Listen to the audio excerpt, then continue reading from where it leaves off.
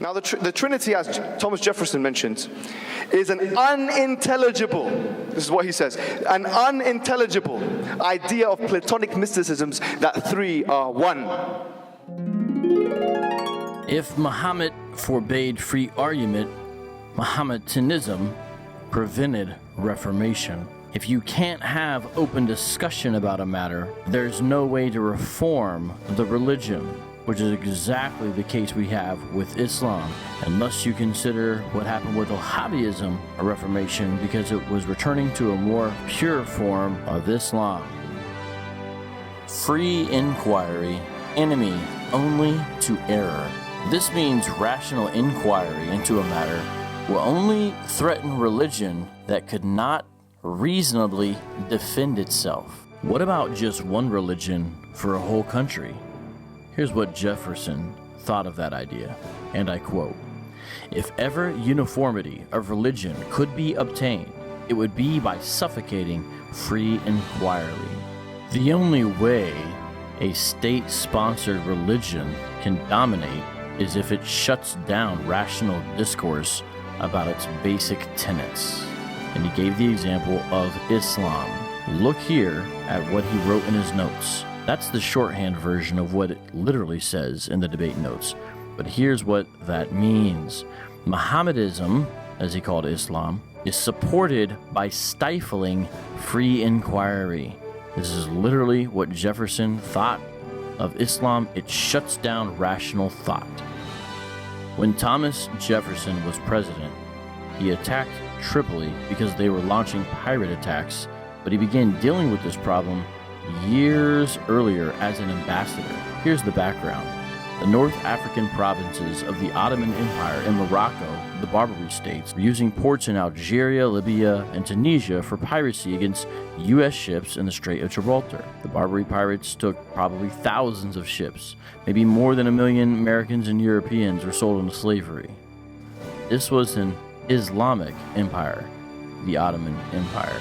To try to stop this problem, in 1786, the Confederation government that the United States had at the time sent 2 ambassadors, one of whom was Thomas Jefferson, and he asked the ambassador why they were launching these attacks. "We took the liberty to make some inquiries concerning the grounds of their pretensions to make war upon nations who had done them no injury, and observed that we considered all mankind as our friends who had done us no wrong, nor had given us any provocation.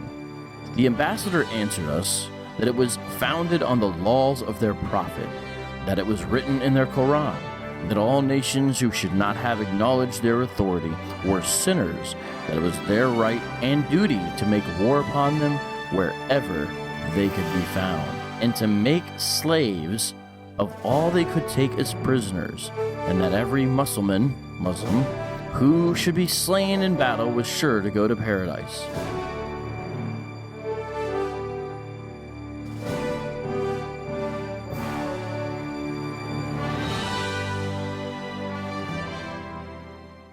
Mohammed Hijab says this is what Thomas Jefferson says, implying it's a quote. Well, he doesn't even get the quote right. It's not even a quote. It's a combination of a few different things Jefferson said mashed together, but it's not actually a Thomas Jefferson quote. To be sure, Thomas Jefferson was no Trinitarian. He was a deist. He was not a Christian.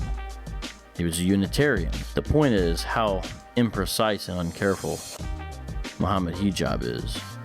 So let me show you what Thomas Jefferson really said and didn't say. Here's the quote Mohammed Hijab gives. The Trinity, as Thomas Jefferson mentions, is an unintelligible, this is what he says, an unintelligible idea of Platonic mysticisms that three are one. So right in front of me, I have the letter to James Smith, and it says, in fact, the Athanasian paradox that one is three and three but one is so incomprehensible to the human mind that no candid man can say he has any idea of it. So he does use the word incomprehensible. That's in a letter to James Smith. Those are not the same things. He says a similar thing in another letter to Timothy Pickering February 27th, 1821. He says, I had received it through another channel and read it with high satisfaction. No one sees with greater pleasure than myself the progress of reason in its advances towards rational Christianity. We shall have done away with the incomprehensible jargon of the Trinitarian arithmetic. A 3 are 1 and 1 is 3. He says incomprehensible. He does not say unintelligible. The point is not that Jefferson was a Trinitarian. He was not. Mohammed Hijab is right about that. But the point is that Mohammed Hijab is no academic researcher. Despite what the promo flyer said, he's not careful. He doesn't get anything right. He is constantly and consistently wrong in his quotes. You cannot trust what he puts forward. What about the other part of it? The Platonic mysticisms. Well, that's from yet another letter. It is too late in the day for men of sincerity to pretend they believe in the Platonic mysticisms that 3 are 1 and 1 is 3. That's the closest thing. But notice, here's the quote he gave. The Trinity, as Thomas Jefferson mentions, is an unintelligible, this is what he says, an unintelligible idea of Platonic mysticisms that 3 are 1. It wouldn't be such a big deal, except that he calls himself an academic researcher. Before he gave this, he said, this is what he says, Thomas Jefferson says. So he's making you think this is a quote.